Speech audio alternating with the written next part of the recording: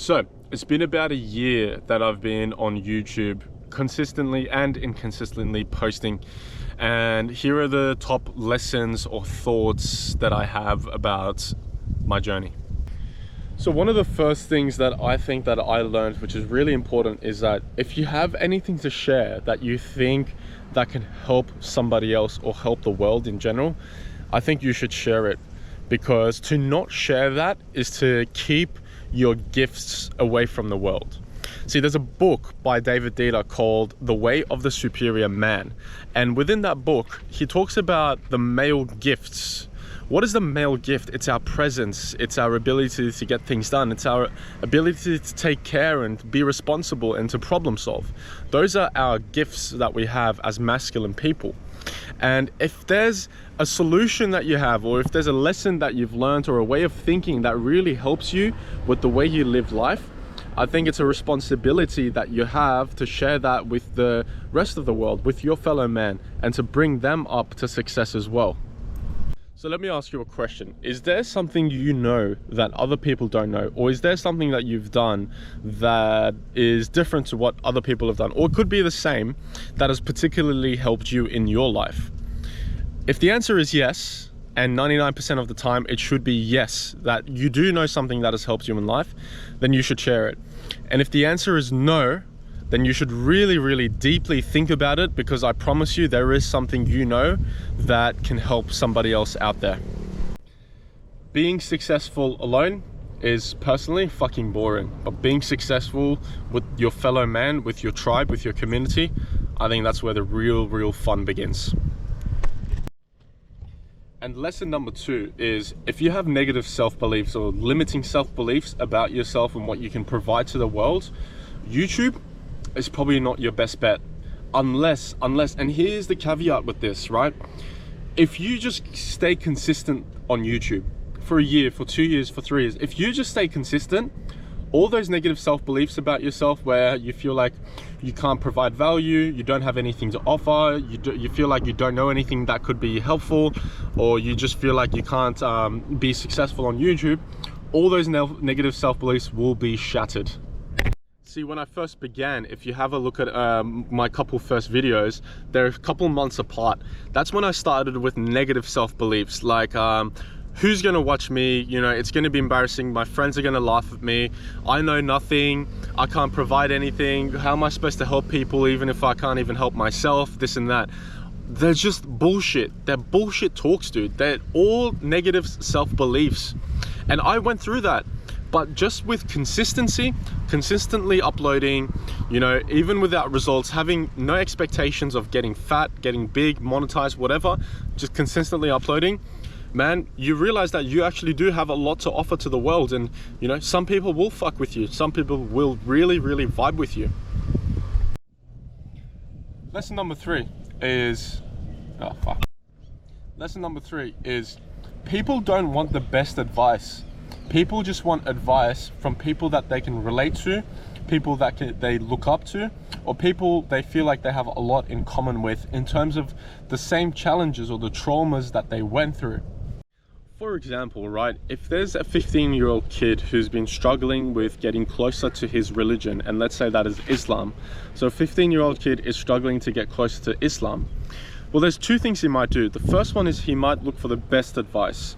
And he'll get that from people like Mufti Menk, right? People who are so light years ahead of the rest of us noobs and amateurs that they can offer one of the best advices. They're very wise and educated and knowledgeable. However, the same 15-year-old kid is going to relate to a person so much more if that person was, let's say, 17 years old, was really struggling with getting closer to his religion a year ago when he was 16, but over the years he's learned many things, advices, whatever, that has helped him get closer to the religion when he turned 17 the next year. Who do you think this 15-year-old kid is going to relate to more? Although the advice is better with Mufti Menk, for example, the advice will stick and it will give you more motivation and inspiration if you hear it from someone who is in a similar situation as you. because they can relate to you. They can relate to the challenges that you've gone through. They can relate to the advice. They know that the advice applies to people like yourself, young people who have struggled with religion. Similarly, if you have a 15-year-old kid who does not know anything about working out and has struggled to get into working out, he might listen to Athlete X or More Plates, More Dates, but also he will get so much more information. He will feel more relatable, and it will feel much, much better for that same 15-year-old kid to get advice from someone who's, let's say, 16 and 17, knows a decent amount about lifting in the gym, and has been able to go there consistently for many, many months. It's all about relatability. It's not whether the advice is true or the best type of advice. It's whether the advice actually applies to that person, whether the advice is relatable and the way you think is relatable. Don't think just because you might not have the best advice or you don't have the best education or the knowledge that you can't provide this same knowledge to other people. There are people out there who will relate to you, and that's what all this messaging is about. That's how online communities are formed. Online communities are a bunch of people who have similar interests or a common goal who get together.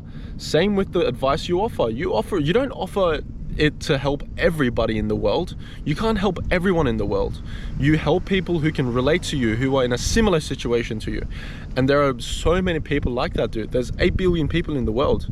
Get real. All right, number 4, having a YouTube channel that I plan to turn into a business in the future. I mean, it just feels awesome. It's like having my purpose. It's literally like a mission that I have, like the campaign, the main mission that I have for the foreseeable couple of years in the future. And you know, me as a young person going around and feeling when I'm not doing anything, I can feel lost really easily. And having this YouTube channel, which is a business that I get to make decisions in fully, and you know, if it doesn't grow, it's because it's my fault, and if it does grow, because it's my responsibility, and you know, if it pops off, it's my responsibility. This whole thing, it's my little baby, it's my gem. I get to do whatever I want with it. I get to shape it into whatever I want it to be. Not some boss telling me how it should be done, not some people telling me how it should be done and what I should do and how I should work, but me telling me how I should work and how I should present these videos to you guys and the things that I should talk about. It's a great feeling, man. I don't think after this that I can ever go back to like working for a person ever again, for somebody else. It's just having this for myself. I mean, it's freedom and it's purpose and it's just discipline. It's a lot of work. I love, you know, just coming down, opening up my laptop and just working on this, producing nice videos, getting, you know, thinking about the intricacies, the business decisions. It is so great. In order to start any business, you need to get people to listen to you. And one of the best places to get people to listen to you is possibly, in my opinion, YouTube. Because it's easy, you can upload videos and someone out there will fuck with your message, man. If it's good enough, if it's written well, and if it's a genuine message to help people, someone out there will fuck with your message. So what you would do in this sense is maybe open up a YouTube channel, maybe open up an Instagram account, whatever. Reach out to people, talk to them. Teach them something, offer some sort of value, and get them to come back and build an audience. And from this audience, I mean, your job for the next, you know, couple of years, whatever, is to build your community. It's a great feeling, man.